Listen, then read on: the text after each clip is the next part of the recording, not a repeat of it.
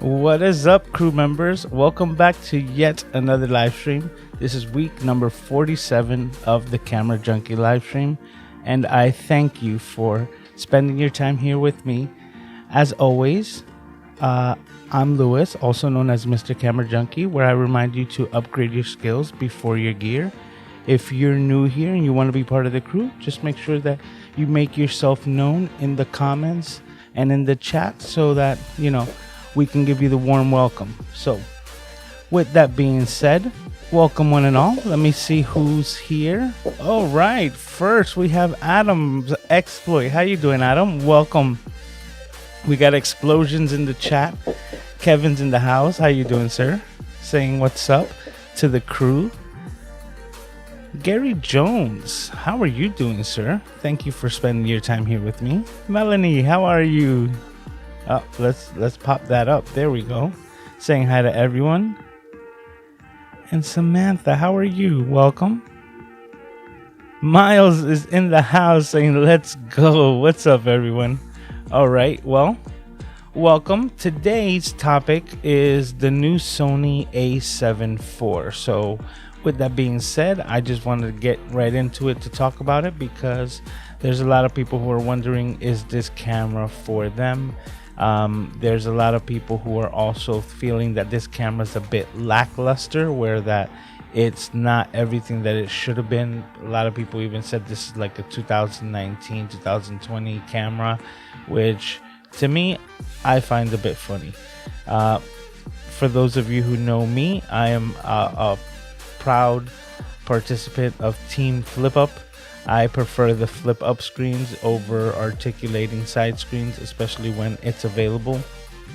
I do understand on full frame cameras that the articulating screen could be a bit easier because of the viewfinder and the position for it, but I personally still prefer just like the tilt up screen that you can get from a standard like photography type of tilt screen, something that you would find on like the previous A7 III or like the Sony Alpha 1. That's where this thing really comes into play, but I still think that because it has this feature and everything else that is combined within this package, it's going to soon be a lot of people's favorite camera. Like, it's really gonna like make waves, even though people are thinking that this camera is not all that it's cracked up to be right now. The potential that I see in this machine is really interesting because it's even got me thinking, and I'm Team Flip Up, so the articulating screen is something that I don't prefer myself, but the other features on the camera is really interesting. Now, one of the things that I think that people have overlooked, which I think is going to be the biggest selling feature, is the new focus breathing compensation. Now, if you don't know what this is, I have an example to show you with my secondary shot here. Okay, so right here we have my secondary shot. What I'm going to do is I'm going to move out of frame so that the camera itself can no longer focus on me. And what I want you to pay attention to is basically the things that you're going to see within the shot, like this light fixture here. And basically this is such a great illustration because of the vertical blinds behind me here, that you could actually see how they're going to expand and contract as this lens is going to focus away from me, maybe to the microphone, and maybe even to the cameras that I set in the background. So I'm going to do that now so that I can give you a great example of what focus breathing is and what it does to an image when it comes to cinema and it being a bit distracting. So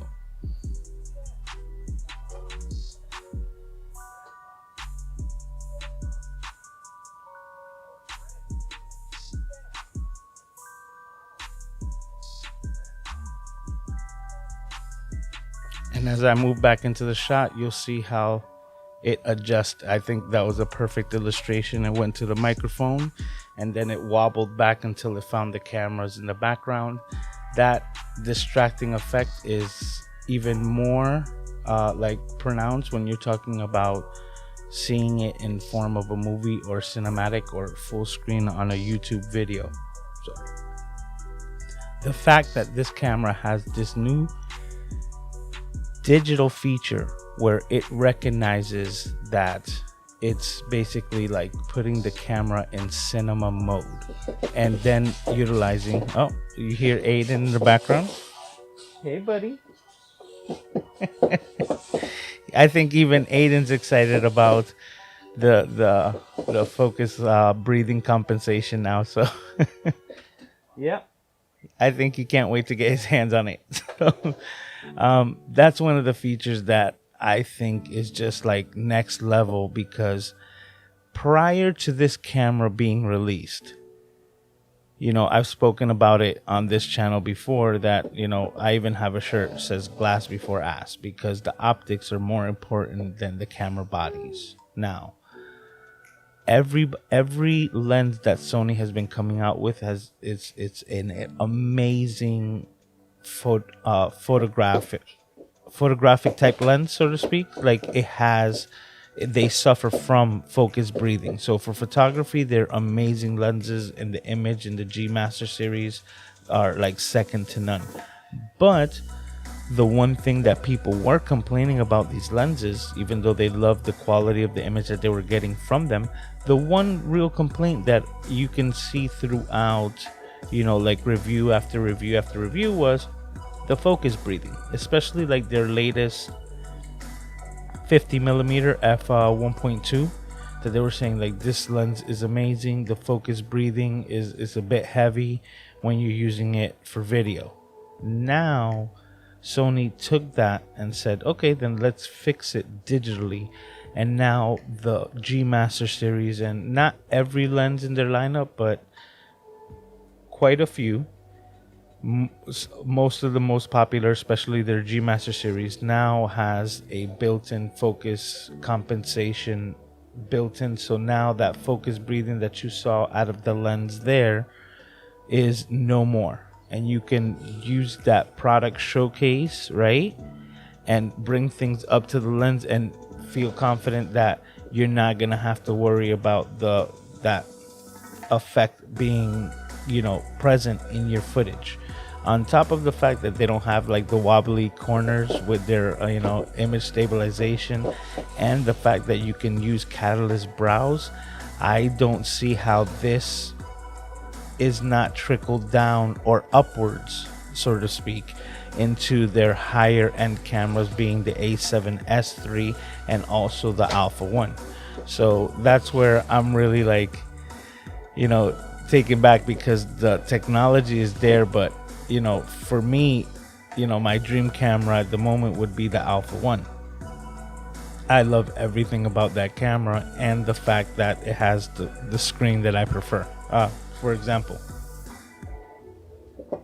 this is my Sony A7R II.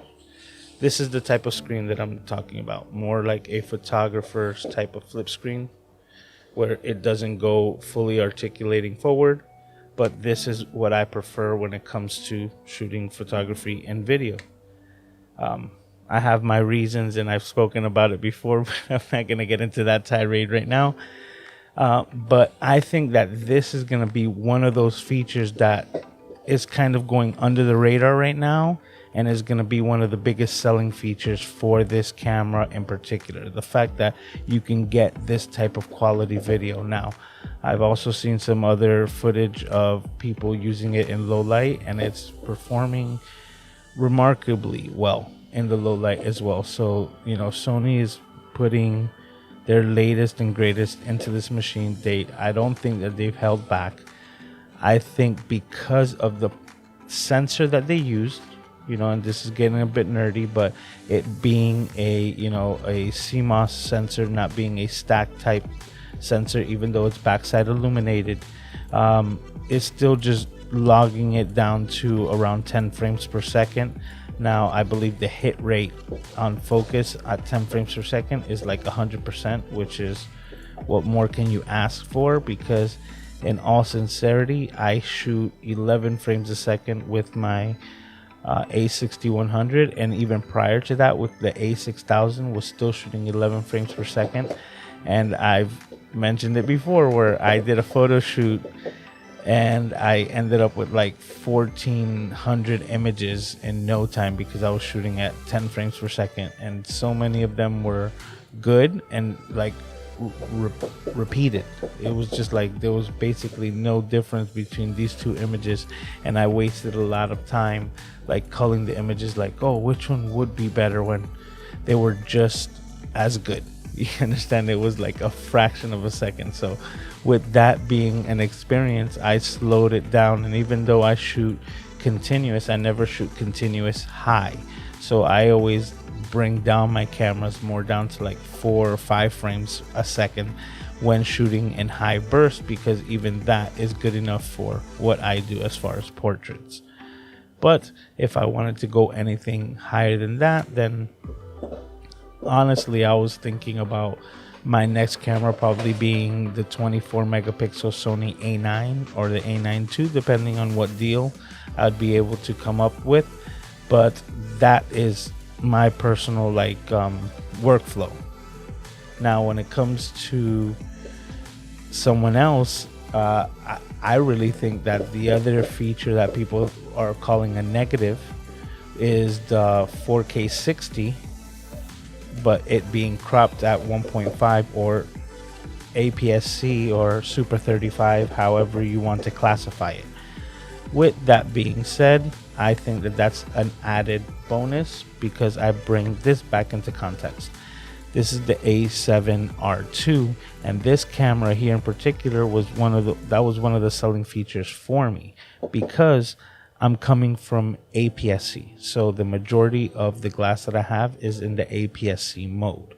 Now, when I wanted to use the 4K off of this camera, it does the same exact thing. It goes into the 4K crop Super 35, which then allows me to use smaller, lighter glass and still get the same type of quality image that I want. And this is the same thing, an oversampled 6K image being brought down to the 4K in the Super 35. And because it's the full frame, it also has the steady shot inside. So this also has the IBIS, so internal body image stabilization. Excuse me, let's get it out, Lewis. Okay. Meaning that the prime lenses that I love using in APS-C, being my Sigma 16mm and the 30mm, which is one of my new favorites because it just matches so well with this 16mm. I've had it shortly and it's already just been, it hasn't come off of the cameras. So with that being said, whenever I decide to shoot 4K and use it on this camera, I'm also getting the added bonus of having the same image stabilization that I get on all of my other videos and other shots that is built into this camera. And now I have optically or image stabilized prime lenses that I've been using off my APS-C. I think that that's an advantage when you think of it ahead. You know, now if you're going into it saying that you're gonna spend, you know, thousands of dollars getting a 16 to 35, you know, G Master lens, then that's when I would honestly tell you, in the 4K you have so many more options to get that same type of look or image out of that camera. And the fact that this is what's like most important, it might be a crop Super 35, but it's still shooting at 10-bit 422 full intra, meaning you're gonna get the highest quality image out of this oversampled. And in this case, in this camera, the A7 IV, you're talking I believe 7K oversampled with that 33 megapixel sensor. So it really goes to show you that the couple of things that people are saying or considering to be negatives, I think when looked at with the proper, perspective, are actual advantages to this camera. So It's gonna have the internal, image stabilization, the steady shot built inside. It's gonna have higher image quality, the new menu systems, the flip out screen that so many people care about. My hopes is that it gets trickled into firmware updates for the A7, S3, the Alpha 1, and maybe hopefully the A9 too, because if the A9 II is able to receive the same, focus breathing compensation in video through a firmware update, I think that would be probably my next camera. Yeah, because it, to jump up to like the higher frame rates to get into like serious sports photography, or maybe even birding with the camera, the 20 frames per second is really gonna make the difference. So now, with that being said, let me go check the chat to see exactly what's going on here and what you guys think, if you have any questions about it as well. Okay, it says, I love that 7 people watching and 7 thumbs up. Make sure if you're just getting into it, hit that to show some love. Thanks, Kevin. Says team flip up. Absolutely, man. I love, like right now, I wish I could show you what I'm seeing, but I actually have both of my cameras, both angles here, this one and this one here. They're hung up on articulating arms. Let me see. Do I have an extra one running around here? Well, like the friction arms, they're just everywhere, and I have like pretty much everything clamped up, including these cameras. And where they're actually like holding the cameras themselves, it's actually like in the center of the LCD on the flip up. So, there's some people who tend to look at the lens or the image of themselves instead of looking at the lens. As I've always said, you got to look at the lens and make sure that that's exactly what you're trying to, connect, because that's where you're able to connect with your audience. I've always been taught that you look at the lens, so it's come natural to me. And the only thing that I actually use the LCDs on top of the cameras for is to make sure that I'm in frame. So the funny thing is that it literally blocks me dead center of both LCDs in this thin little line of where it's actually holding the camera. But all I see is like half of my face. And if I see too much of it, I kind of know that I'm out of frame. And that's basically all it is. It's just something like kind of like the lines on the road, on the highway, just to keep you straight. It's just there, not trying to be too obtrusive, just to keep you within the barriers. And that's what I use it for, because you're always supposed to look at the lens. And pro tip, look at the lens. There's so many creators out here, on these YouTube streets, that I love their content, but they're constantly like looking off to the side and having a conversation with themselves like this. And it's just like, sometimes I just try not to watch it and just listen to it, because it bothers me. But it could just be me, right? All right, Nano's in the house. What's up, man? Saying hello, folks. Aiden. Aiden's the boss. Okay, this camera trick a lot of boxes, ticks a lot of boxes. No matter how you look at it, it just depends on those boxes are the ones that your current camera already covers. Absolutely. I couldn't agree with it more. And that's just exactly what I mean. Like for me, I am looking to see which camera, or like what's the right deal that's going to come my way for my next camera. As being a camera junkie, right? It's what I do. So with that being said, I always try to see what's available and what are my needs. And I have to be honest, like right now, I really don't have any needs when it comes to either photography or video. I'm very happy where I'm at. So with that being said, it just allows me to get the best option available for me. And I'm not a person who suffers from FOMO, like, oh, I need to have the latest and greatest and everything. If it was like that, I'd be hella broke, like, not that I'm bawling, but that would just, it would be to the negatives dramatically. But with that being said, it just allows me to see which deals are available and within my budget, because that's always what's most important. I never try to veer outside of my budget and make sure that I could afford whatever it is that I'm looking to get. But what this camera also does is that it brings down the cameras that I am looking at, which was either the A9 or the A9 II, closer to my budget. It should be bringing the prices down for those cameras, especially when a new body comes out. And like I said, if the A9 II, still being like semi-flagship,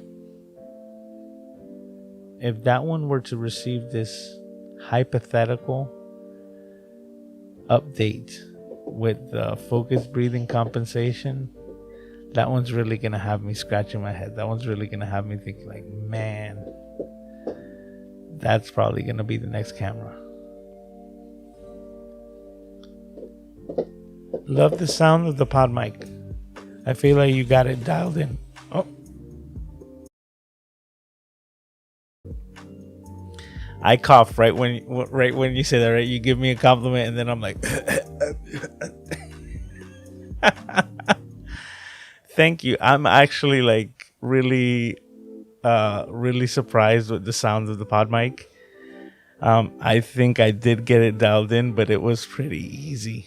I'm not gonna lie, it was pretty easy. This microphone really sounds good right out of the box. I was really impressed. It's like, Tom Buck said the same thing about the SM7B, that as soon as he put it on, he was like, oh yeah, I can see why. And this, compared to my other Samsung microphone, I think it's because of the environment. This is better catered for an untreated room, and because of it, it's sounding really good. But I'm also thinking that I think the way that Rode designs their microphones sounds good with my voice, because the other microphone that I have that I also think sounds really good is my Rode Video Micro. And that little piece of junk that I got for $60, I'd say it's a piece of junk, and it's actually like awesome. It's incredible. And here's a tip for those of you who may have not seen my video, but this is those Canon cups that every photographer gets when you become a photographer and people don't know what to get you for Christmas, that they give you these fake Canon mugs. So this is my Can I Am mug, and this is where I actually keep my Rode Video Micro. So pop the top, and you can see I have everything there. Pull that out, cables, extensions, and the microphone itself. And this little guy right here, the Rode Video Micro, this little, take the wind muff off of it. Let's see if we can get that in the shot now. This thing sounds incredible with my voice as well. So I might try the NT1, being the condenser microphone, but I think that the dynamic microphone in this environment is just so much better. It's the condenser. I had to be way more aggressive with the noise gate on my DBX 286S, and I think that was what was making all the difference with the other microphone, it being so sensitive. Just to get things like in a normal way, it was just too much compression and too much noise gate. So as soon as I put this microphone on, what I had to do was just like dial back the noise gate, and then just do gain staging. Pretty much that was it, and like the rest is like exactly how it is, just straight out of the box. So very happy with it. Thanks again to Sammy Superstar, because he was trying to give me like a bunch of microphones, but it was like, no, just this is actually like just awesome, and I'm super grateful for the gift, and I'm glad that I'm able to put used to it because it really does sound good, in my opinion. So, Art Carrasco's in the house. What's up, brother? Haven't used any sound effects today, so get those in. It says camera brand lens are silly pricey, going to stick with high quality over manufacturers. High quality other manufacturers. Well, it just depends on which cameras that you're using. I always say that the lenses are more important. So I love the Sigma lenses. And even when I was shooting with Canon, I was using Sigma lenses. I had, and might be getting back soon, an 18 to 200 millimeter hyper zoom lens, full frame, that I used with all of my Canon cameras. That's such a great lens. There was no image stabilization, which is why I think it was so like hyper sharp. Because for those of you who might not know, like a lot of these bigger or more telephoto type lenses, hence the new 70 to 200, these lenses actually have certain features on them.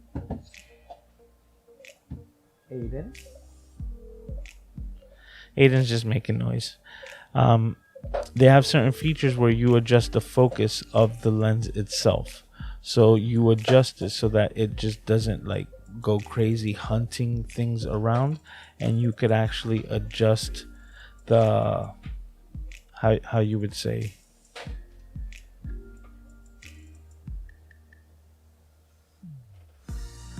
I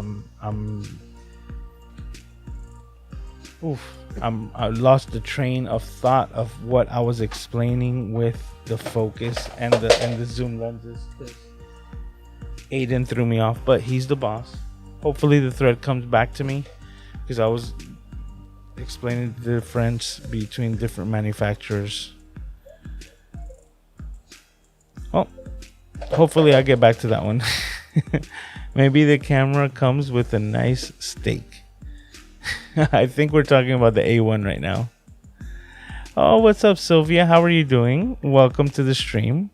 For those of you who don't know, Sylvia is half of the team Impress and So. They're the one who do all the merch for MrCameraJunkie. Let's see if we can get this here. Like the shirt that I'm wearing right now. Upgrade your skills before your gear. Well, it's all about the information that you do know and the ones that you can convey, compared to just that previous comment where I totally lost my thread. I'm hoping that it comes back to me. Okay. So Kevin is saying hello, and likewise.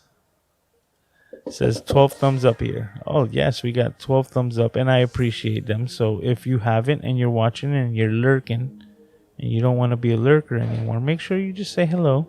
We'll say hi. We're very nice here. And if you can give it a thumbs up, it's highly appreciated.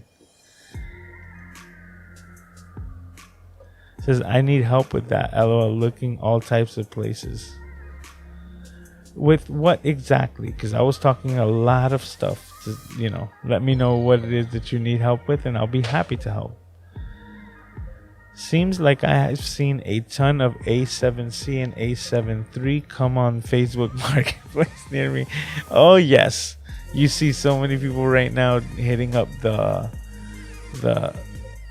used camera sales section in Facebook, and what I use offer up. They're everywhere, but some people are trying to get like full price, like what they paid for this camera 3 or 4 years ago, and I'm like, okay, you're asking much, in my opinion, because it's a depreciating value. And that's where I say be smart. I always say buy used before you buy new, because right now, if you didn't have a camera, right, instead of spending $2,500 on the A7 IV, you can probably get a really good deal for an A7 III in really good condition for maybe around $1,000, $1,200, and save a lot of money that you can invest into a lens and use your budget that way. The other reason why I advise doing that is because if you use the camera for a year or two, it's a lot more like renting it, because an A7 IV that just came out right now is $2,500. As soon as you bring it to your house and it's no longer new, from the store, from Amazon, from Sony, wherever it is that you're getting it, it's depreciated in value. Even if you haven't opened it, it's depreciating in value because the technology is already just getting older, and that's just how fast technology moves. With that being said, if somebody were to try to resell that camera on a Facebook marketplace, it's impossible for them to sell it for the same price that you'd get it from the store, because of the inconvenience and the fact that buying it secondhand, you no longer have the ability to return it as as a defective part or a defective camera, or just in any case how Amazon works, like, hey, I just don't want it. I thought I wanted it and I don't, so I'm returning a perfectly working camera. Those are options that you have when you pay for it in full through the retail. But when you're buying it secondhand, you're already getting it at a discount. So 9 times out of 10, when you buy something, even like a model behind, like the A7 III, you're gonna get it for the price that it is. And if you decide to move up and upgrade further in the future, maybe a year from now, that's an option that you still have, but you've used a camera that then, if a year from now you want to sell it, it's still gonna sell relatively for around the price that you sold it for. A year from now, the A7 IV is not gonna sell nowhere near $2,500, because if it's selling for that on the used market, then what impedes anyone on the used market to just buy it from the retail for $2,500? Nothing, right? So you're actually going to get a discount because you know that you're going to purchase it, and that's going to be a final sale once you're purchasing it on the Facebook marketplace. So if you are buying it used, which I recommend, just make sure that you know what chips you have in your hand, and let people know that, hey, I'm not gonna pay the price that I would pay for it at the store, because of the simple fact that I still have that option. If I wanted to pay full price, I would go to the store and have so many more benefits, including maybe even a warranty that extends because I bought it directly from the distributor or your favorite outlet.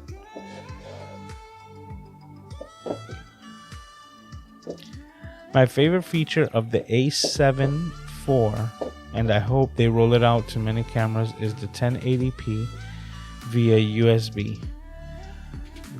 That's another great feature, because that one I mentioned more with the Sony ZV-E10, which was just basically you plug it into the USB-C and it just connects to your computer as a webcam.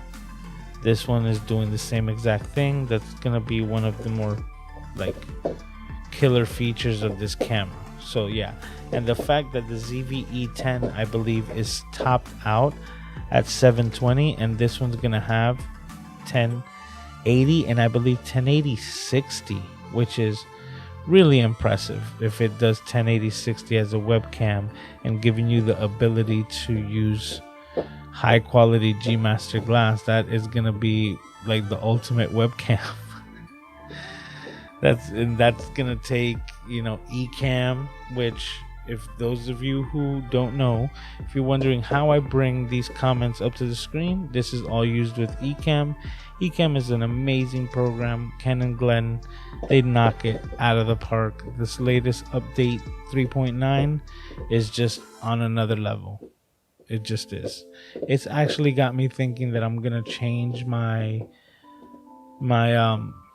whole thing right here, my whole little setup, because of the way that they make it so easy to add new cameras. And it allows you to take the image that I have moving in the background, so the video overlay in the background, You can literally just pick anything that's a loop, throw it on there, and then you have the ability to throw your cameras right on top of it and still add borders like you see here around this.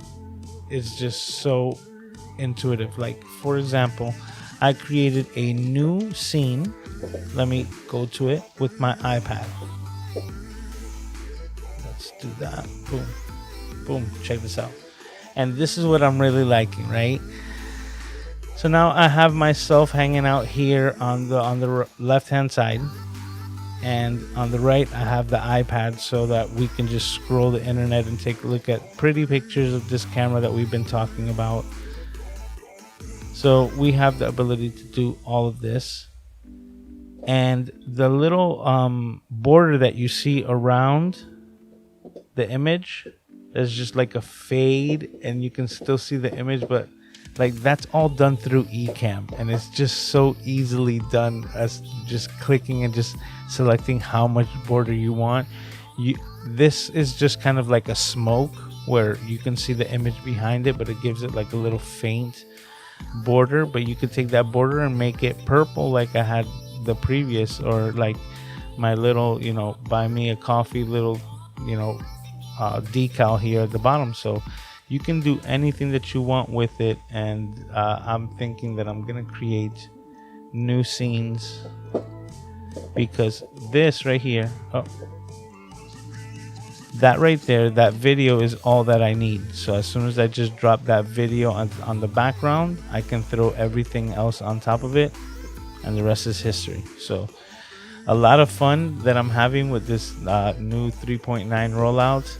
It's really working really well. So, all right, Louis, what is South Korea brand that is similar to Sigma? I don't know exactly so specific as South Korean, but I don't know where Tamron makes their lenses, but we can Google it. Let's see what I'm gonna put here.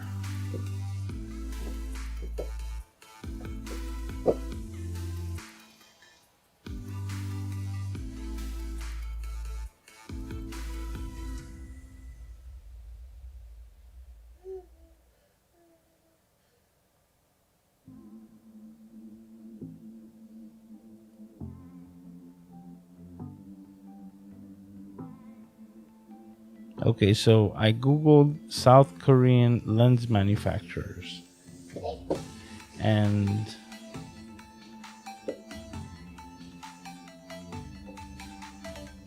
I don't see anything in specific. Okay, I got one hit here.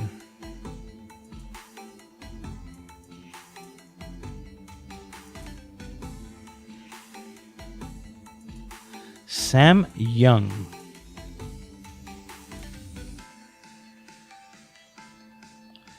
And it's not Sam Yang, which I'm familiar with.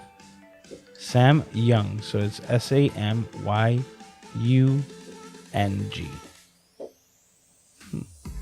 Interesting.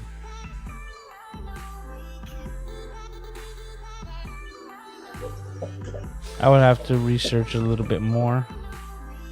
What? Interesting question. Hey, look who's here. Rob saying, "Sup, Junkie? Hope you are well, my friend." I am. And I'm happy that you're able to, stop by. This finally made your live stream. Hey, man. Thank you for stopping by. I appreciate everyone's time. Just hanging out here. Club Camera Junkie. Chilling, talking about the latest camera to see if there's any questions about it, because once again, like, I think I was talking to Doc Rock about this when I was in Albany, which is Sony is more than just a camera company. Sony is a components company, an electronics components company. Sony is an audio company, a full audio visual company. They branch out into so many different departments when it comes to technology, including like the PlayStation, so on and so forth. The reason why I bring that up is because I remember like 1997. I remember when the first PlayStation hit the market, and I remember when their controller hit the market. It was so different than what we were accustomed to. You know, we were used to like this square little 2-button Nintendo, and you know, like Coleco types, and then we even went to just a little bit more rounded in the Super Nintendo. But then to come out with this controller that like had these things that stuck out, it looks so weird, it looks so different, and people criticize that controller like, oh, this is horrible, it's so ugly, it's this and this and that. Like, the looks of the controller was more important than the functionality, and Sony stuck by their guns, and they were like, listen, this is our controller, this is our system, you let us know afterwards, because they had already done all the research, they had already done all the, you know, like R&D as far as, you know, how this controller was going to sit in people's hands, how it was going to be more ergonomically correct, fitting more buttons into smaller dense areas. And now 20 something years later, pretty much every controller on the market, whether it's Xbox, PlayStation, so on and so forth, everything that's coming out besides Nintendo, because they do their own thing, but pretty much every other console besides Nintendo has a controller that mimics that same design. Because Sony, they do their research, they have their R&D. You know, Aiden's all excited back here, having a blast. But they do their R&D, and you know, like in the long run, people then kind of see Sony's vision with a lot of products. They're like, oh yeah, we weren't thinking, but we see now that, you know, for example, another company that did this, you might have heard of them, Apple. You know, they came out with this device called the iPad. And the iPad, when they brought it out, had horrible reviews. People were saying, this is the stupidest thing that Apple could have done. Why did they make this device? Nobody asked for it. Nobody wants it. Now the iPad pretty much runs the game. And these new iPad Pros, they're just baby laptops, okay, masquerading. So, you know, people who complain and saying like, I wish the MacBook Pros had touchscreen. I'm like, get an iPad Pro with the keyboard and stop complaining, because you already have what you're asking for. So it's like I said, everything's about perspective and how you look at it. So that's the way I see it. Oh, Imad is here. How you doing, sir? So I'm so glad to make your live stream. Here it's 9 a.m. Sunday morning in India. Wow. So, okay, so now you got me thinking about doing some math, because so if it's Sunday, then if I catch you in Professor Nez's live stream tomorrow, which is like at 12, what time is that for you? And what day is that? Is that still Sunday, or? Well, let me think about it. If it's 9 a.m., it could just be turning over, right? So you could be literally watching Professor Nez while it's like turning midnight, probably over there in India from like Sunday to Monday, and he's over here in California talking about it's 12:30. It's so interesting with time zones, right? That's super cool. Rob says, I'll share with you the purchase of an A6100 from Amazon in the past. They charged me $199.60 restocking fee. What the hell? Found tooth and nail with massagers. They would not budge to refund the fee. Oh, interesting. Okay, I've never heard of that. But you know what? It makes sense, because I did hear about a scandal or something that people were doing, which was that they were buying gear from Amazon to do a review, to make like a YouTube video and then just send it right back, which I think is messed up, you know. But I can't control what other people do. Senor Buck, how are you doing, sir? Welcome, as always.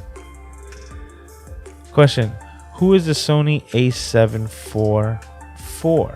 That's a great question, because that is probably the hardest thing that I'm still like working on. Like, exactly who is this camera for? So now, if you're someone who was, which I would say, like, if you have that like FOMO, right? Not so much a need, but more a want. And you were thinking like Canon, like R6. And the reason why I mentioned that is because they fall within like the same price range at the $2,500 mark. So if that was what you were looking at, then this camera is, it's a lot more hybrid. That's what I was saying. I really think that this is gonna be the new YouTuber full frame camera. That's who I think is gonna majorly like benefit from this camera. And maybe I would have to say wedding photographers. Those are the only ones that really come to mind. Like hybrid wedding photographers and videographers, being able to switch from video to photo in an instant from a switch and have the settings not carry over and have completely different settings, having the slow and quick. That's who I would say. Someone that's running and gunning in that type of environment, maybe even, you know, like sort of like a wedding, but I would say like an event photographer. That's who I would think would be, this camera would be for. Yeah, I that's my final answer. One second here.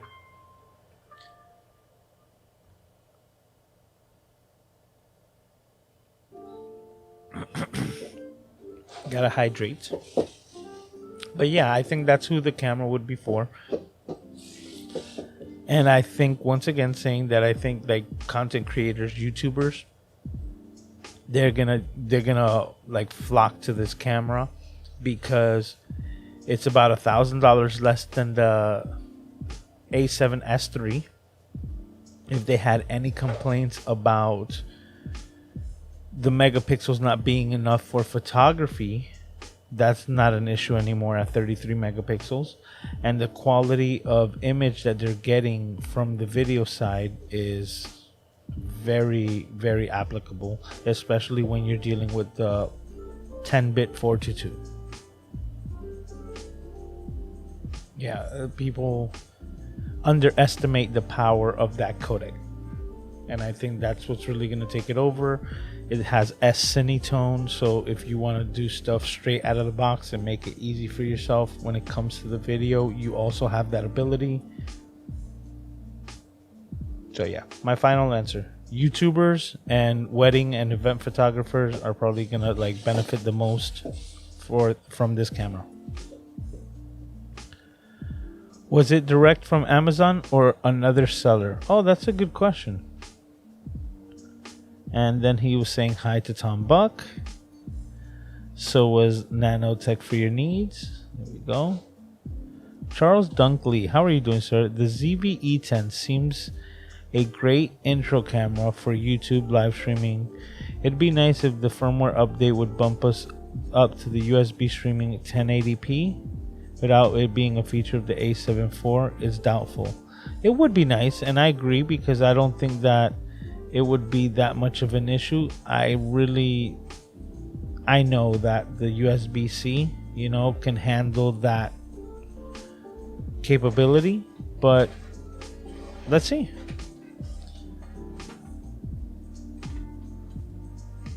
I can't remember the name. I think maybe Doc Rock said it was Rokinon and Samyang. One is Korean, I believe. Oh, okay. I'll look into it. Yeah, then, but if I'm correct, I believe Rokinon and Samyang is the same company. So if either or, they're probably both Korean. And he says that's it. And Rob came in a little late saying the same thing. Says Google's our friend. Yeah. And yes, it is. They're supposed to be good quality lenses. Yeah, I actually have never really seen... Well, I'm going to tell you the truth. I've never used Samyang myself. But Rokinon was actually very popular with wide-angle lenses. And I believe the Samyang, it was the same thing. The 12mm for the Sony. People were using that for... You okay? Yeah, he's getting into it. Okay, they were using it for real estate photography and videography. Just the extra wide lenses to get everything in shot. So, from what I saw of the footage from the real estate videos, I've never seen any problems with those Samyangs and the Rokinons. The other thing is, well, it just depends. On photography, the one thing that could be bad with lenses is easily remedied if you decide to go black and white. So, for example, for my own personal, I think I left the camera in the car.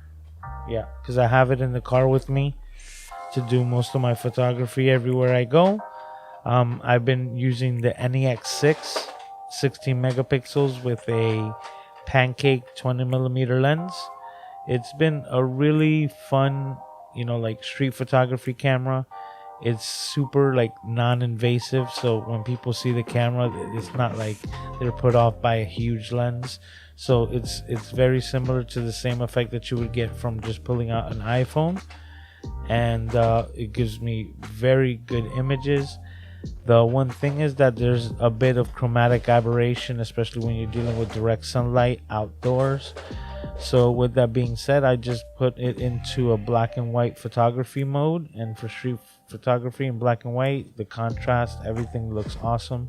You don't really have to deal with color, so that's a little hint that if you're looking into it, you can make the most out of a not so good lens because it's convenient by shooting black and white, especially if it's just street photography or something that you're using for practice. I also think that shooting black and white will let you really understand light differently. So once you understand the contrast of light by itself when it comes to photography, that wasn't necessary. He's just smiling. He's like he knows he's just making noise. Come on. But I really do think that it will help you as a photographer if you do black and white every once in a while to really start learning how to play with light and shadows.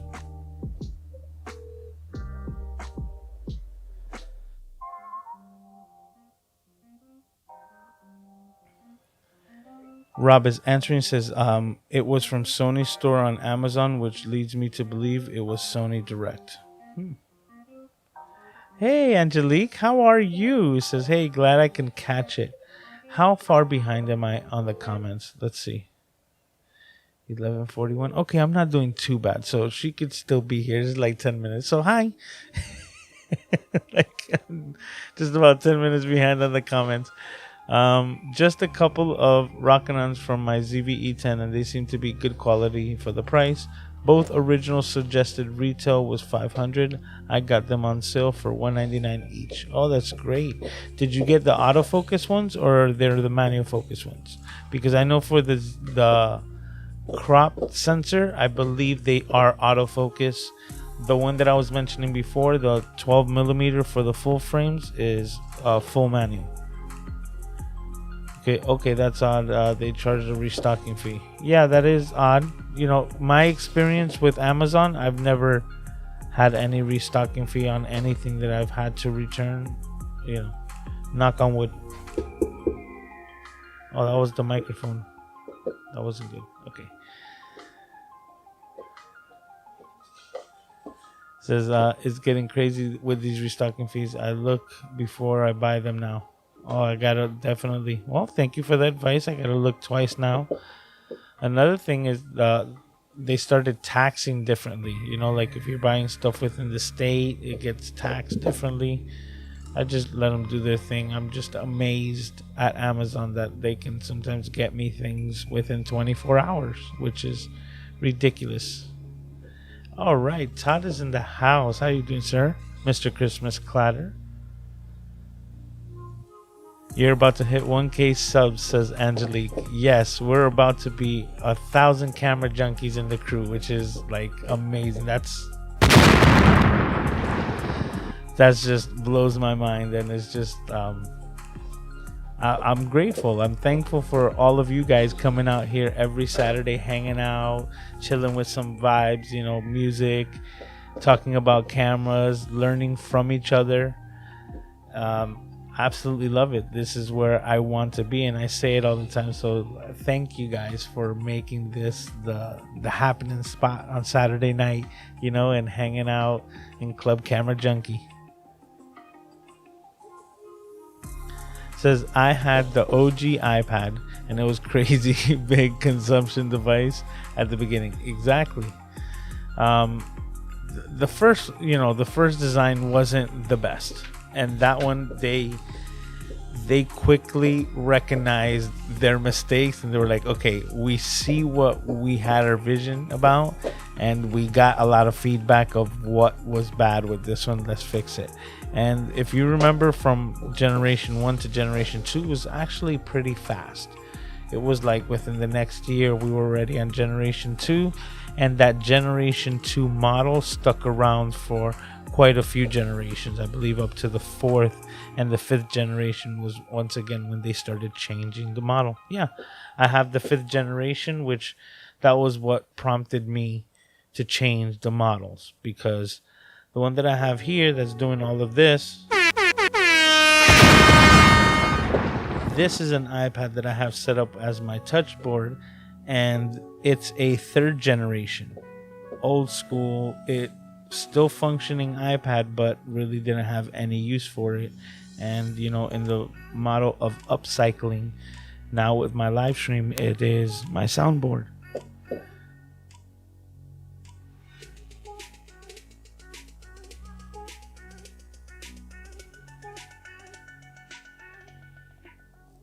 So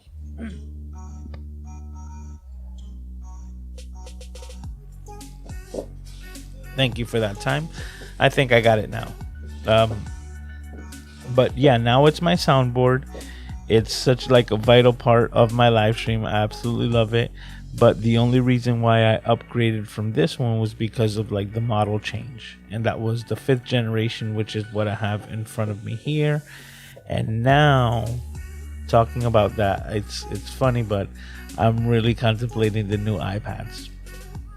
I hadn't gotten the Air or any of the Pros or anything like that. I'm still doing the iPad 5, but I have the new M1 Mac Mini, and I'm really thinking about getting an upgraded iPad that I can use the sidecar with it, which will allow me to maximize everything that I do with my iPad. You know, like all of like my ideas and everything for videos, live streams, everything, I kind of run out of my iPad, so I utilize it a lot, including adding it to the live stream whenever I need to Google something or check out some pictures of like the new camera that came out. So with that being said, the new versions of the iPad, and I think it's really the new iPad mini that's really got me thinking. That one, I loved my minis, you know, but they were just like, they just literally got outdated. And to know that it's got like the latest processor in a small little compact size, you can use the pencil, it's like a Pro, but it's not a Pro. Just so many benefits to that iPad. You know, Apple's really hitting hard in a lot of cylinders right now. It's just got me contemplating things.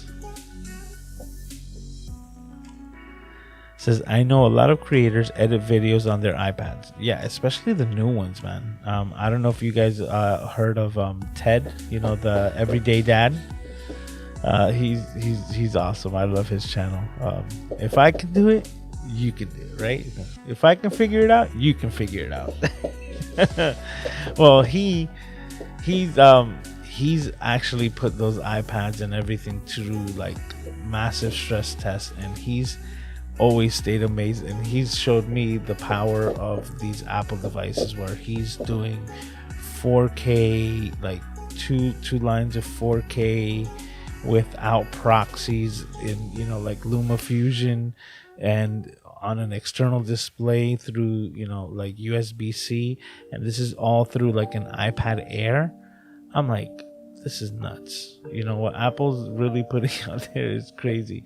The fact that not only on iPads, but people who actually edit like completely on their iPhone, which is, that to me is like pushing it. But those of you who know Mr. D. Niman, he has an entire channel that's pretty much based on helping creators who are doing everything from their one device, being their iPhones. So they're shooting videos, they're shooting photos on their phone, and then taking that footage and images and just editing it all together right within their phone, and then exporting right into YouTube right from their phone. Is like amazing what these devices can do, because they really are amazing. Says you're just 35 subs away from 1K. Super Chaz. Congrats. Your hard work has paid off. Well, thank you. You know, like, I'll tell you the truth. I can't wait to just get the decimal point, right? To have like 1 point something K. Like, that's just gonna be cool. And that's just like a personal goal, you know, because it just lets me know that I've done what I wanted to do, which is continue, right? Like, not give up. This is week 47, so it's like I would have never thought that when I started last year in December, like, that I was gonna be like, oh yeah, I'm gonna do this like every week on the weekly and not miss a beat for 47 weeks in a row. Like, yeah, that's gonna happen. Like, absolutely not. You know, I didn't even know how the schedule is gonna work out. I'm kind of glad that I chose this time slot. It's not the easiest time slot, but it was the easiest for me to be consistent with it. You know, like, no matter what happened in my life, and for those of some of you who know, who've been here, a lot has happened in my life.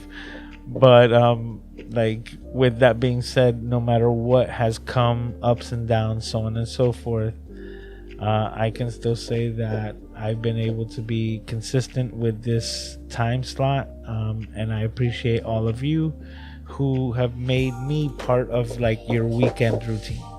You guys have no idea how that means so much to me.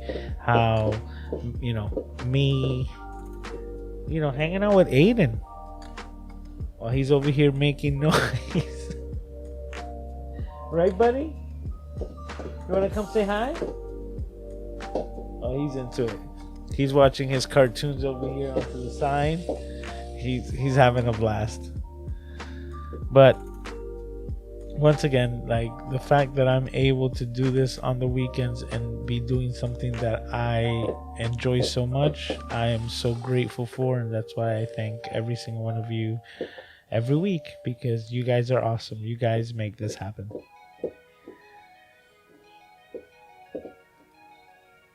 Says, now you got me thinking of doing some math. I definitely have to decide if I want to do math. Love that. It's 10 p.m. to 11:30 p.m. in India, the next show. Okay, wow. So just there, and if he runs long, he does hit the next day. That's super cool. Angelique says, do I use Restream? No, I do not. I use Ecamm and straight to YouTube. For me, I thought about it, but this is the way that I see it. I'm trying to build the community here, right? The Club Camera Junkie, the Camera Junkie crew. And right now, it being like so tight knit, so like it's just like starting out, I didn't want to try to expand using Restream to other platforms, which I don't have like this community. It's this is the place where I want to be, so I wanted to establish this more than anything. So that's why I didn't choose Restream. It's something that might be in the future that I'm thinking for 2022, that's something that I might start doing, because I am also starting right now, because being honest, I haven't done it, and I'm starting right now like my presence on LinkedIn. So I'm thinking about getting the LinkedIn and then maybe getting the live aspect of LinkedIn. And I'm really trying my hardest to get into Amazon Live. They just changed something on Amazon Live, or the live videos, that you'd be able to just make a video about a product and be able to sell, products that way through the Amazon platform. They took that away. I haven't finished the video. I just started watching Dan Career's video, Creator Fundamentals. He's the one who held the People of Video conference that I was at a couple weeks ago, and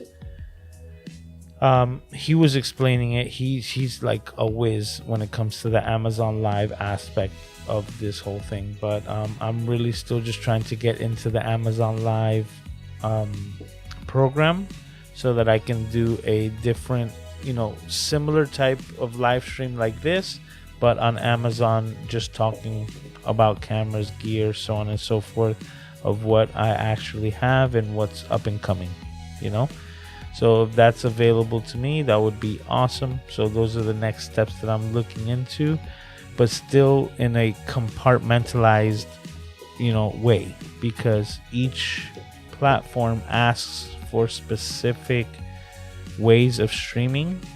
And like right now, I'm streaming in 4K. I'm a camera junkie. I love, maxing out and tweaking out on the gear and all this stuff. But when it comes to Amazon, you could only do 720 at 25 frames a second.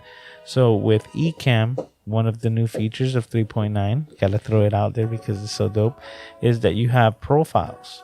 So everything that I have set up here, that I can add to the cameras, that I can have them switching, everything that you see as far as the display when I turn on and off, as you can see, that's my timer, right? Everything that you see on and off here, right? Everything is controlled through Ecamm, and I can switch profile and have a completely different setup with completely different scenes, different cameras, angles, switching, everything completely different for a completely different show, including a completely different set of output settings for like Amazon specific, the 720 at 25 frames a second. So I'm thinking about setting up a completely different show for that. So Restream was not something that I've ever had the need for up to right now, but I am looking like to expand on as many platforms for 2022. So definitely Restream is looking into it, or hopefully, maybe version 4.0 of Ecamm has the ability to, multiple stream, which would just take care of that for me as well, right? So here's hoping to that, because I really think that this program does everything. I think the one thing that it doesn't do right now is like stream to multiple platforms. Let's see. Yes, but more importantly, will it have more? How you doing, sir? This is for you, man. Come on, do it. Come on, do it. I was thinking about you today just because I saw those buttons, Aaron. So how are you doing, sir? Super funny. It says, just kidding. By the way, I figured out how to change my camera to 1080, but it didn't reduce the moire. It doesn't really bother me. Just wanted to figure out what causes it. I love the focus on the 7C. Okay, that's great. Well, the focus on Sony cameras is just ridiculous. Like, for example, put this here.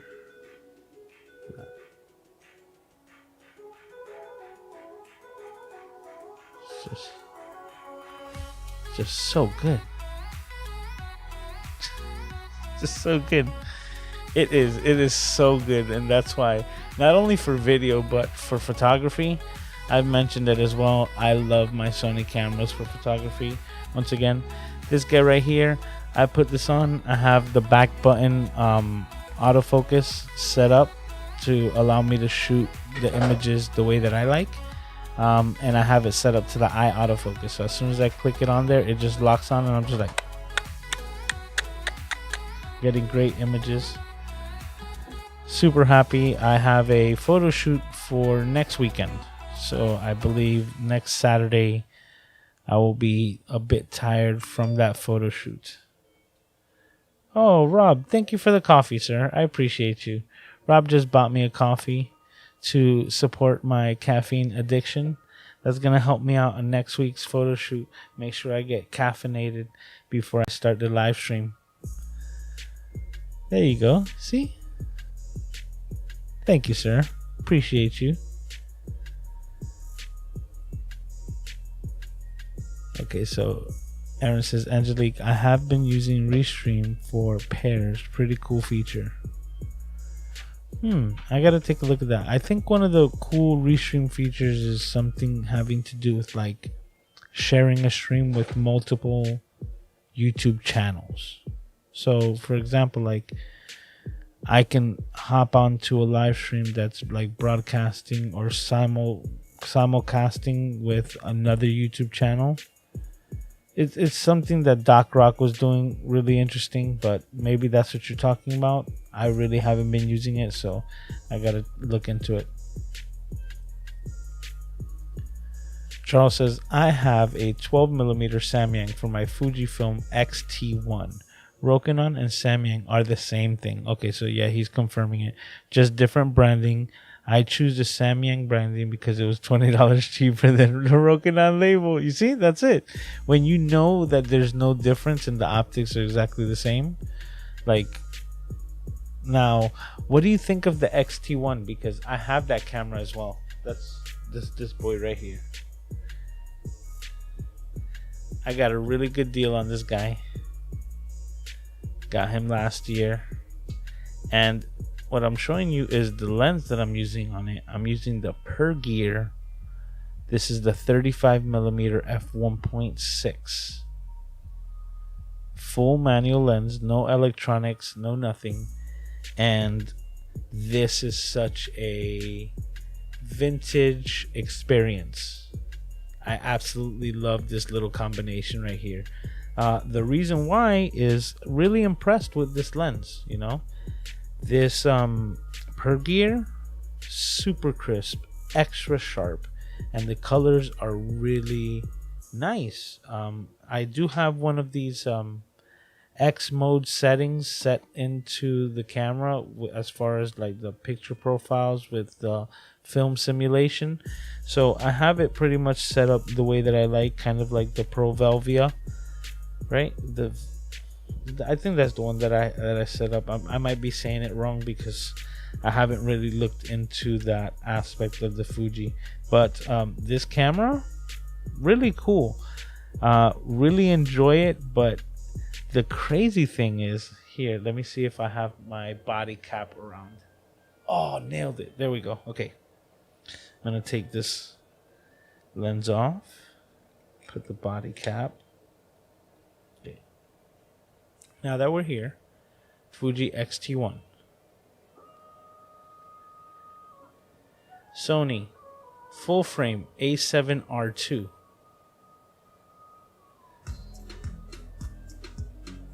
These cameras are relatively the same size. Like the grip on the R is a little deeper. Oh, let me see if I show you. As you can see. But width and height, I was really surprised on how small this camera is, because the Fuji X-T1 is the smallest XT out of the XT series. As soon as the X-T2 came out, it was a bit bigger than this one, meaning it's bigger than that one, and so on and so forth when it comes to the X-T3 and the X-T4. So the fact that these cameras are like, those cameras are bigger than this full frame Sony, and this has IBIS. This has 42.2 megapixels, full frame, absolute like eye autofocus. This camera does everything that I want it to do. 4K, 24 and 30 frames a second. It has 120 frames a second. It also does the 60 frames a second in the high definition. This thing does everything that I want it to do. Actually, you know what? I take that back. I think it does the 1080 60. I don't think it does 120. Yeah, I don't think it does 120. But that's probably the one thing that it doesn't do. And both of these Sony A6100s do 120 at 1080p, and it's actually very, very good. A video is coming out soon about settings for shooting in not high definition, shooting in slow motion, using the camera's native slow motion feature or the slow and quick settings on this. So Kombucha, if you're out there and you're listening, that video is coming out for you. He says, thanks, Charles. I guess that's what I heard before.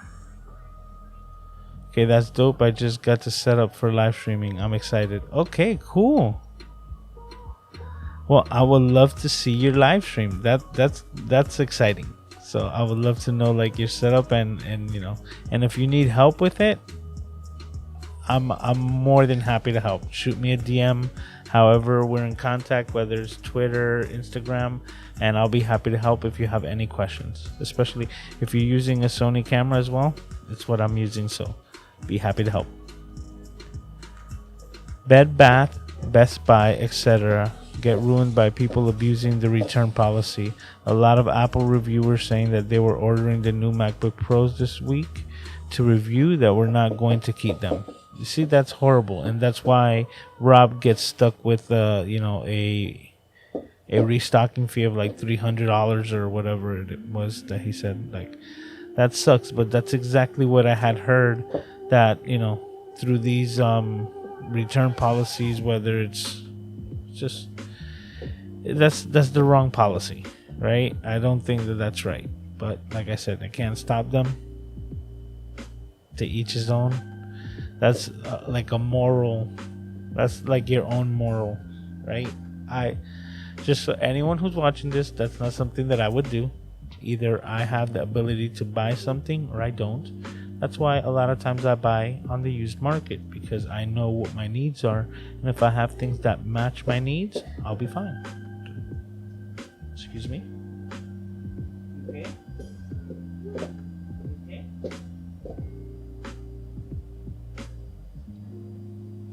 Just checking in on Aiden. Aaron saying congrats to Angelique. He said he will check it out. My iPad must be 10 years old. Got me through when my laptop crashed. That's cool, man. But that's exactly what I'm saying. Like, I have quite a few iDevices that are still around, that are just like outdated, you know, but like luckily on this iPad I was able to, you know, rewind the time and get some use out of it again. But if not, then this would just be like literally sitting on my shelf, a working device that, because of the quality of Apple products, is still working, but has kind of like outlived its use. And that's how fast technology moves. But when it comes to Apple devices, a 10-year-old device similar to like a 10-year-old iPhone 6, still up and running, still up and kicking right now. Like, my dad, I think, is still using an iPhone 6, you know, like, so I think he's gonna be getting a new one soon. But what is he gonna jump up to, like an iPhone 7 or an 8? It's not gonna be like he's gonna get the new 13 or anything like that. Like, no, it's just a phone. Just sub to your channel. What is your streams about? I think he's speaking to Angelique. Says, yes, I've been following him for 3 years now. That's somebody I mentioned. Can't remember who right now. Apple, are doing great right now. Can't wait to see where it goes. No, right? Like anyone who watched the event, right? We saw what was available now, and we're like, oh my god, this is stupid. How good? Because I'm using the base Mac Mini M1, and I'm telling you, I'm doing 2 or 3 lines of 4K with no proxies, like editing and just having a blast, just editing videos and just chopping away, scrubbing through the images and through the files, and like having no lag on this computer. At the same time, I'm listening to music on Epidemic Sound with a live stream on YouTube going, and it's like pumping these images to 2 monitors here while it does everything. And this is the base model with 8 gigabytes. Like, so what they just came out with right now in their latest keynote is ridiculous. You know, the Pro Max or the Max Pro, however you want to say it. Like, what are you gonna call those MacBooks now, right? The MacBook Pro, or is it gonna be the MacBook Pro and the MacBook Pro Max? Which, that's the way that I would reference it. If it's, yeah, because I would call it, but then that would defeat the purpose, because they came out with a MacBook Pro M1, which was basically this same chipset in that other body style. But regardless, that's Apple's headache to worry about that. But for those of us who understand the power that's coming with these new devices, we're just amazed. But apparently Apple like decreased when it comes to like the profitability of the company as soon as they release these devices, and they're like selling out, and yet like the company as a whole and on the Nasdaq dropped. So it's funny to me. That doesn't make any sense, but you just know that this is like the new wave of technology, and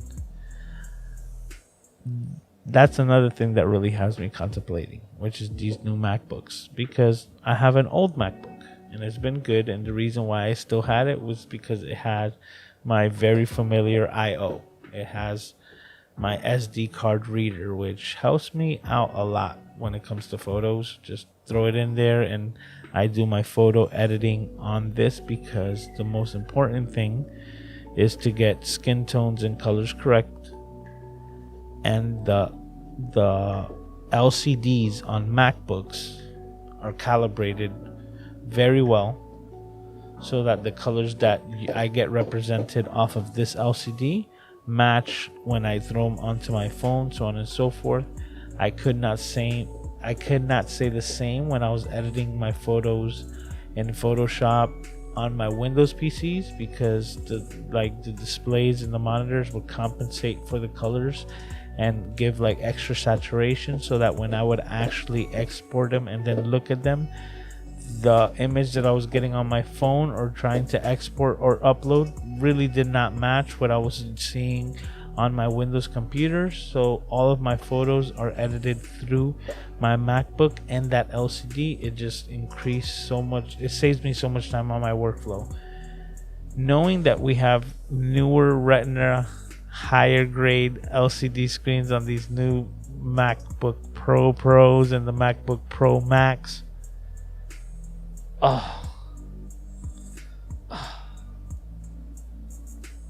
We'll see what happens. Let's just see what happens.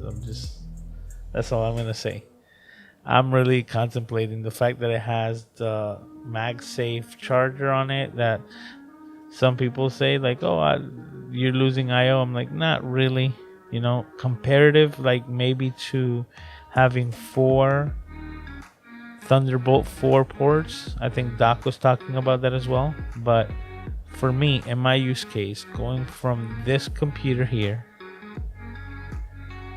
which is I believe a 2013 MacBook Pro 15-inch i7, I have it pretty much maxed out. It does what I need it to do very well. But moving into that, this is getting close to being an 8-year-old 9-year-old computer. I think it's time to invest in myself and get that newer machine to replace this one, which will then match my M1, and I will be set for more than the next 8, maybe 10 years. Especially if I could have gotten that out of this one. So, well, we'll see what happens.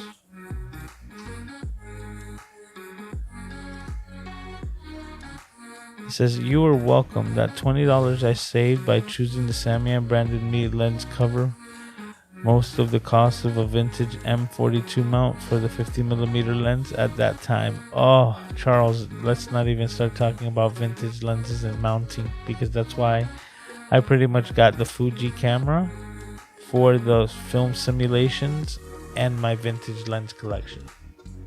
Oh, I'm gonna leave them up there. Because I absolutely love my vintage lenses, and that's all like personal stuff, you know. I probably should start posting it, or maybe create another account for like a vintage Fuji lens, you know, like Instagram account where I just dump those photos. Oh, look, I'm pulling it. This is, I've mentioned it so many times. Absolutely love this lens. This is the Nippon Gogaku Nikkor S f1.4 50mm. This is a, I believe, 61-year-old lens, maybe going on 62 years old. Absolutely love this.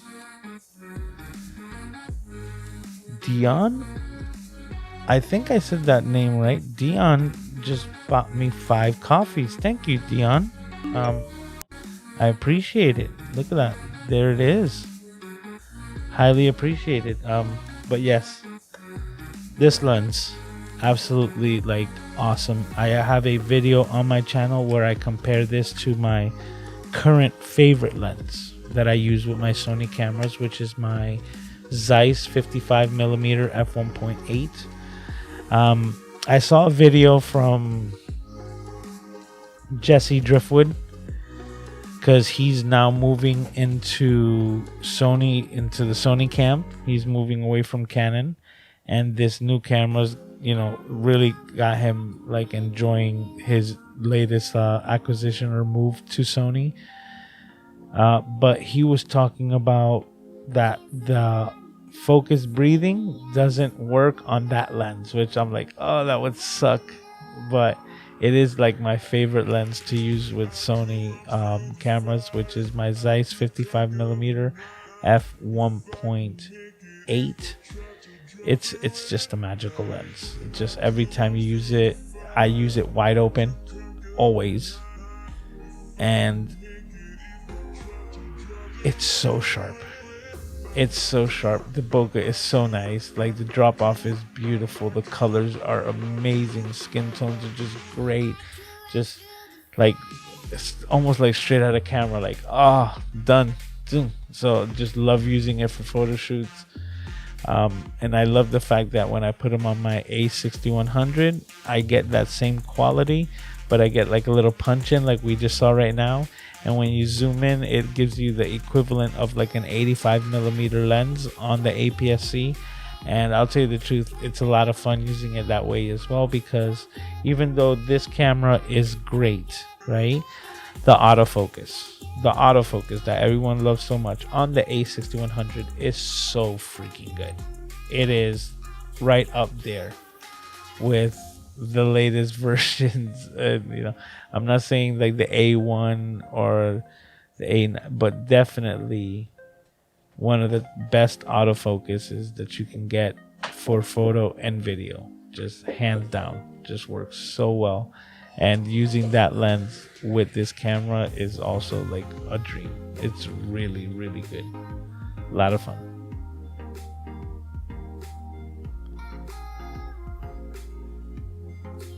Okay, Charles says, I love the X-T1 and the X-Trans 2 sensor.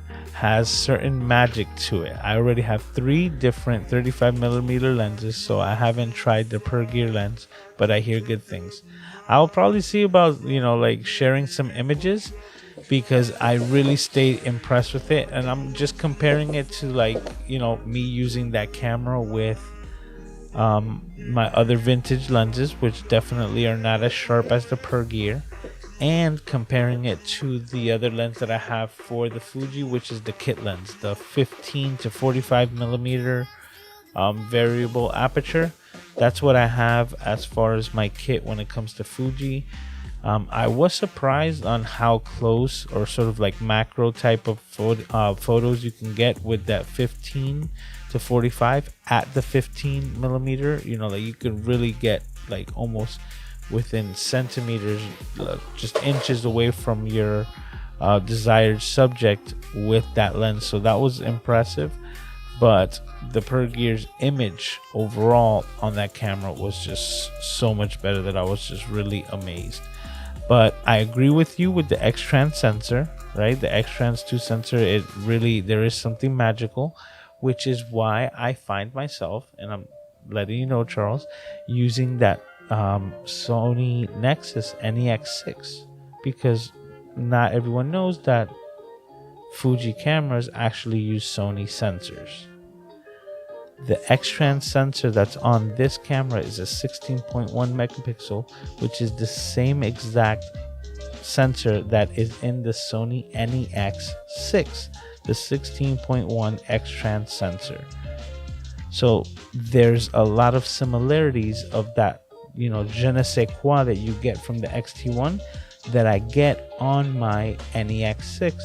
And I'm just shooting like straight JPEGs. I'm trying to tone in a couple of like settings into the picture profiles with that camera, but I just keep falling back to it because it's so light, so convenient. And that's the other thing. Like, if you want to talk about pocketability, that NEX6 is so small. And then when I use it with that pancake lens, comparative to this 16 megapixel on the XT1, that camera is like nothing. It almost looks like one of those little Ricos, like those little like point and shoot all in one little pocket cameras. It really is like super pocketable because I put it in my pocket. That's all I can say. And I'm like, this is amazing. And using that same sensor, it really does surprise me of like the film aspect that you get from that sensor and the quality that you get from it. Question: how many cameras do I own? That's a good question. The cameras that I actually use, that I would say is like work-based photography and video, which is my Sony fleet, I would say 3 cameras. I have 2 Sony A6100s, which is this one here, and that's my brother. That wasn't the photo that was supposed to come up. This one right here. Okay. So this is the A6100 with the Sigma 30mm lens, and then this is the A6100 with the Sigma 16mm lens. So those are like part of my video. And then for photography, the A7R2, and that's my Sony stable of cameras. Then personal camera junkiness, I also have my Sony NEX6, which is the one that's in the car. I have my Fuji camera. Let me see, do I have any more up here? No, I have some point and shoots, which are like my older, like just my older cameras, like this one, my first digital camera, my Minolta Dimage 530. Let's see, do we have battery in it? Yeah, we have. Oh, it's telling me it's dying and that the memory is full. A whopping 5 megapixels with macro. Very impressive little camera. It's a 5.6 to 16.8 millimeter at f2.8 to 4.9 equivalent. I would love to know the crop factor, because this is a 5.6 to 16.8, and the 16.8 is like pretty zoomed in. So really interesting. Like I would love to know, like the crop factor would probably be like 4:1, something like that. But still, 5 megapixel, 4:1 lens. So this being a couple more cameras. So where are we at now? This is 4, 5, 6, 7. And then on the top shelf up there, we have 8, 9, 10, 11, 12, 13. So currently 13 working cameras. I would have to say 5 or 6 that I actually like use. That being one of those up there. That's the Nikon D5100 right there. That one here. This one there. No, not that one. Let's get the right. That one right there. That's my film camera. That's the Zenit M42 mount. The old Russian camera. That still works. Yeah. The only one that's really digital that works up there is the D5100. Then I have the Fuji, the 3 Sonys, or the 4 Sonys, including the NEX6. So that's pretty much my cameras. I've gotten great deals on all of them. Like the hardest one to find a good deal on, honestly, was the Fuji X-T1, because Fuji owners, and you could probably ask Charles here, which is Fuji owners, even though they upgrade, they don't sell their cameras. They just keep them. It's like, so me that I'm always like searching for cameras and good deals on the used market, I would never see Fuji cameras on the market. And whenever they would hit the market, they were like priced as if they were being sold brand new, which I was like, yeah, if I want a new Fuji, I can get a new Fuji. So it wasn't the deal for me until this one rolled around last year. The beginning of last year. I think it was like January, February. Fuji X-T1 hits the used market, asking $300 for it with no lens. Because it didn't have a lens on it, I was able to negotiate it and get it down for $200. And I was like, $200? I'm great, because I already had plans on using it with my vintage lenses. They don't know that, right? So, worked the deal, bought it, $200. Got the camera and started using it with a like $13 adapter for my M42. Started throwing all these old vintage lenses on it, having a blast with the camera. That's what I got it for. So I got it pretty much for $200. Then a little bit after that was when I got the ability to get that 15 to 45 millimeter kit lens. I picked that one up for I think like $90, and I think it came out to $100 with shipping. So that was a good deal, assuming that I believe used right now is still selling for like $200. So not trying to resell it to make money off of it, just to have it at the best price possible. So the camera with the kit lens I was able to get roughly for $300, and I think that's a great price, assuming that I've had it for a year or so. And then this Per Gear came online, and I picked up this bad boy here for $30 on eBay. And I was like, it's a very compact film lens, or like, you know, manual lens, just kind of like my film vintage lenses. So I was like, plus it's really small. I do have the hood on it, but taking the hood off really goes to show you how tiny this lens is. That's it. And the images that I get from it, very, very happy. Really surprised with the images that I get from this Per Gear lens. But I always try to just get like the best deal, you know, like try to get the most for my money and just experiment. When everybody's buying new lenses, I'm running around looking at vintage lenses at pawn shops and picking them up for like $8. It's kind of like a no-brainer. Plus another thing, kind of like a kit lens as well. You could experiment with different focal lengths with you know, like vintage lenses to see if it's something that you really like. And if it is, then that will let you know, like, hey, I really like using like more of a zoom lens or a telephoto type lens, or the real wide images is what I prefer. Then you can invest on the best lens that you can get in your favorite focal length. Hey Kali, how are you? Saying hi MCJ, good evening good people. How are you doing? Thank you for stopping by. Some creators got banned from Best Buy for returning too much products. Best Buy caught on to it. Wow, look at that. Well, it happens to them. Ex-Marine is in the house. I think I'm ready to dip my toe into live streaming on my channel because your advice. I upped my camera game with the Sony A6100 and just hit 13.7k. You gave me the confidence when I was at 600 subs. Dude, that is awesome. That's so awesome to hear, and that's part of this community, so gotta give it big up. Congratulations, 13.7k subs. That is amazing, man. Keep at it. And hey, like I told Angelique as well, if you have any questions or need any help with, going live, dude, just hit me up. On top of it, there's a community that I'm part of. It's called Let's Get Live.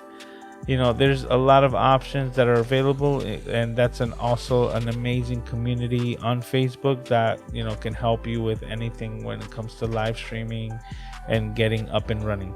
Same to you, Angelique. I would definitely tell you to check it out. That's where Doc Rock and the LGL crew, a lot of the MrCameraJunkie crew is also part of it, so definitely. But hey man, dude, amazing, and I'm so glad that I was able to help. That makes my day, man. Like, you don't even know. I own the iPad Pro 2020 11-inch, 128 gigabytes with the Magic Keyboard and Apple Pencil 2. I'm all set for about 10 years. Dude, yeah, it sounds like it. You with a dongle, and especially that you got the Magic Keyboard, because that allows you to charge it separately, allowing you to still utilize the USB-C port that's built into it, allowing you to use it as an external display. And like the dongle that I have connected via USB-C on my M1, it gives me my second display and also gives me my SD card reader, a micro SD card reader, gives me 2 extra USB 3.0s. And what else does it have? Oh, and a USB-C. So yeah, so it has SD, micro SD, 2 USB 3.0s, the display, and a USB-C port. Like, it's now, I think the USB-C is more like a power pass-through, but still, like all of that through one display, you can get all of that out of your iPad as well. Dude, those machines are awesome, man. And the thing is, a lot of the programs, like for iPads are designed differently. So not all of them, or the majority of them, are not subscription-based. They're more like app-based, where you would pay for the program once and you'd be good, comparative to doing anything, like subscription-based, like what is it, Lightroom and Photoshop, where it's like a subscription that you have to pay for monthly. There's a lot more apps like that for the computer side that there is for the iOS side, because it's just kind of like the name of the game. You might have more what is called downloadable content, where you would have to pay for more downloadable content, but that really is up to you. That's just like an added feature. So just a phone, great quote. I don't even remember exactly what I said, but I think I understand. Apple this year focused on content creators through the products that they release. This is the direction that they focus, repeat, and again. Well, they've always been in the creative space, so I would have to agree with you, Nano, because when I think of, like, even going back to being in school, the creative aspect was always built like around like the Apple computers, so they were always hand in hand. I remember like my first paint programs and everything was in school through these Apple computers, and even prior to like the latest iteration, my entire experience, even from before using Apple computers myself, when I was on the Windows side and people would come to me and go, hey, I'm thinking about buying an Apple computer, my first question to them is like, what are you going to use it for? And if they said like, oh, I'm going to check Facebook and, you know, just like emails and stuff, I'm like, don't spend the extra money on a machine that's designed for like audio editing and video editing. And that's what they cater to, like that creative aspect of that creator community. So even before it being YouTube, so to speak, this company was always based around that creative world, you know, whether it's video or audio. So I've been mentioning that for years, and when people are saying like, if you're not editing videos, photos, or audio, there's no reason for you to spend the extra money on the Apple product. If that's what you're looking to get into, then go ahead. Great, more power to you.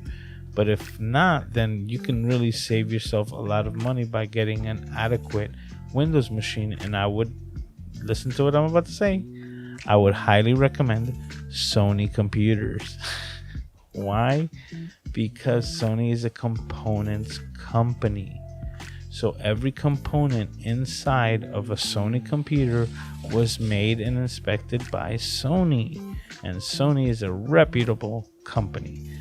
For instance, the Sony Vaio computers were more expensive than a traditional maybe HP compact or Dell type of computer within the same field. So something that you would spend maybe $500 for, Sony is charging $700, $800, or maybe even $900 for, which is still a lot less expensive than any counterpart, especially at that time when it came to the Mac computers that were being sold for $1,600 and above. So those were kind of the tiers that you were dealing with, and I would always recommend, I would say, spend the $700-800 on a Sony laptop computer, a Sony Vaio at that time before they had sold the name. So hence, for those of you who don't know, Sony and Vaio are two totally different companies, and Vaio is now just a company that's like a subsidiary and basically just a branding not really associated with Sony. I digress. Back then, I would say buy yourself a Sony Vaio computer because it would last you, you know, like the same thing that we're dealing with here with Apple products, that it's going to last you 8-10 years, and you're not going to have the need to buy a new computer because it broke. Comparative to buying a $400 to $500 computer every 2 to 3 years because the components inside couldn't handle your workload and would just crap out, kind of like a tire wearing out on a vehicle, you know, just wore out from use, and now it's just you got a flat tire.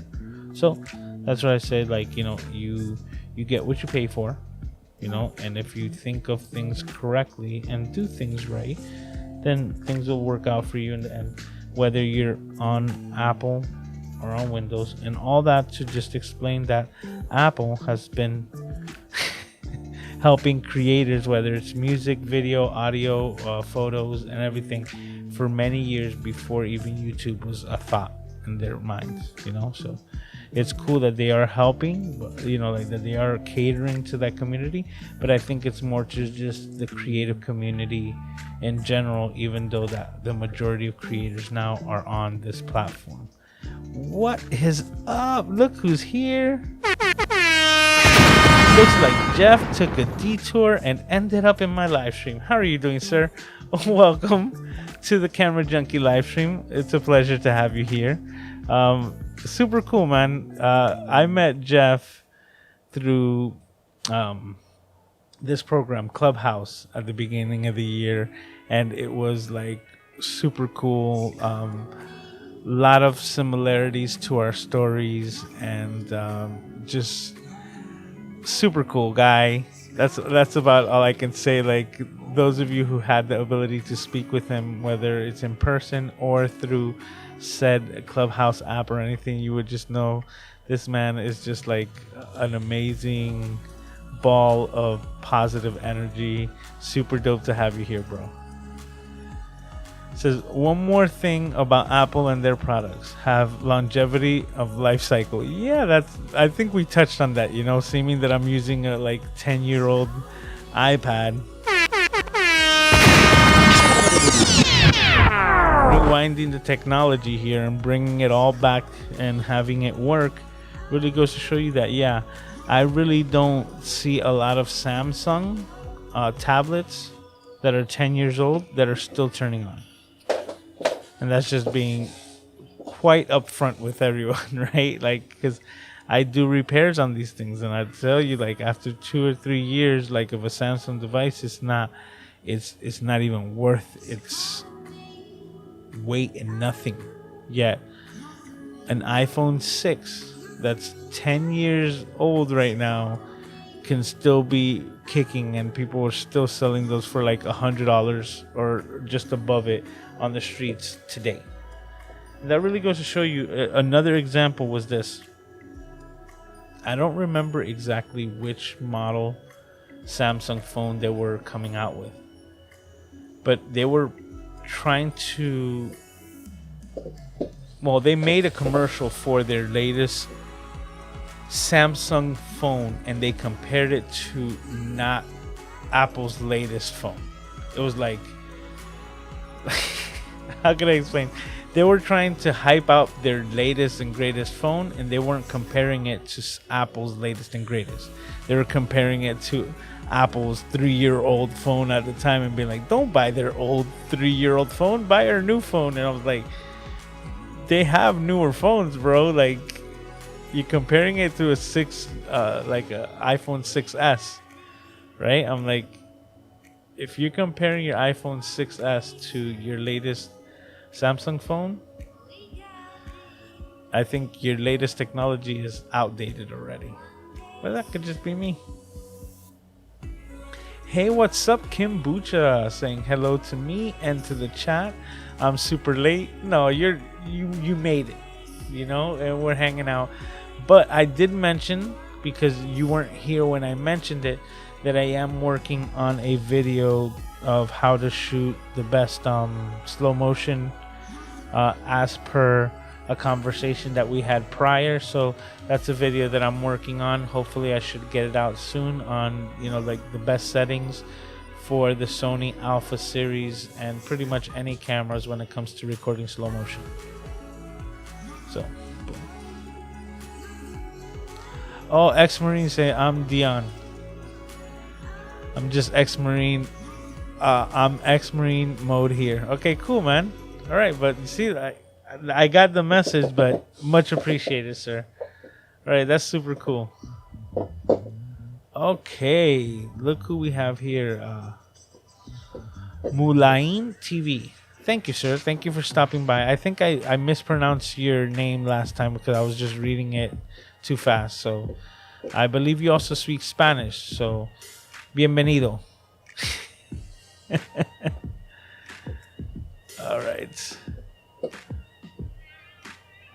Let's see where we're at here. It goes, Apple is amazing for creative uses. Yep, I agree.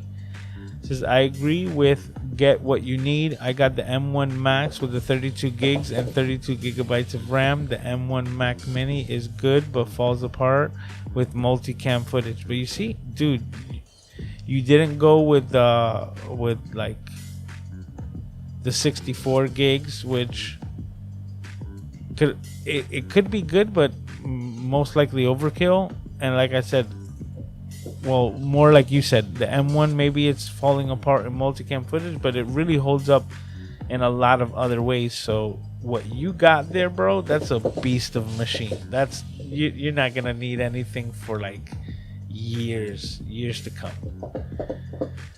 Aaron says, are you doing multiple 4K streams? No, just one. Like, that's what I said. I don't restream or anything like that. I wouldn't even know where to send the other signal to besides Facebook, right? But really don't. Like, I do Facebook totally separate. That's part of me going live in the LGL and the Ecamm communities. That's just, more on the education base and having fun hanging out with like super cool people. And then, also just being part of an amazing community, because at Ecamm they're dope there, man. Like I have yet to experience a company which takes so much like emphasis in the community itself and the feedback that they get from the community. Like people put up like the weirdest requests, and these guys, they go in there and they'll be like, okay, now it's part of the program. It's just so amazing. And like I mentioned before, that 3.9 latest update, man, it really does change the game.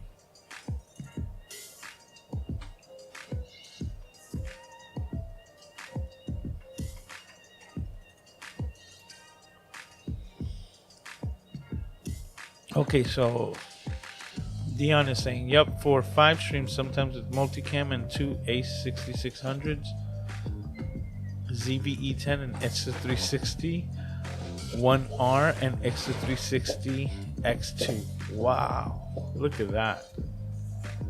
That is definitely multicams. Kim says, I'm looking forward to the slow motion video. I appreciate it. No, I appreciate you. And it looks like that is the end of the comments. So we got to the end. And on top of that, it's like perfect timing. Like 2-hour live streams. That's usually the Puerto Rican-ness in me. That's usually about the time that we finish things up. But yeah, we're going to close it out. As always, guys, I appreciate all of you guys hanging out here with me. If you haven't hit the like button, make sure you do so on the way out. If you're catching the replay and you've made it this far, well, I really think that you're part of the crew. And if you're lurking, you need to make yourself known. You need to leave a thumbs up and say what's up in the comments down below, seeming that you're watching the replay and you missed the chat. But we were going to be doing this all over again next week. Week 48, okay, as we march on. So week 48, Camera Junkie live stream, 10:55 p.m. Eastern time, same place as always. I can't wait to see all of you, and imagine all of your smiling faces over here as we hang out next week. I'm probably going to be doing a post on the community tab. So yes, now talking about that, a little bit of news.